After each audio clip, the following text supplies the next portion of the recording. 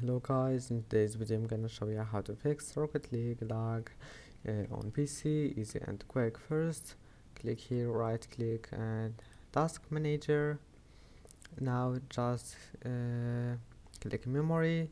You will find it like that. Just click memory and close all applications that you don't need, the application that takes your memory. And if you want to close it, just click on it, right click and click in task, and then click right click here, NVIDIA, and then just wait.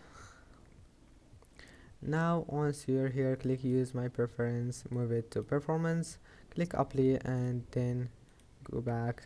Now go to settings, go to privacy, scroll down until you find background apps, and now here this one you'll find it like that. Just turn it off, and that's it for today's video. Don't forget to like and don't forget to subscribe, and see you in the next video.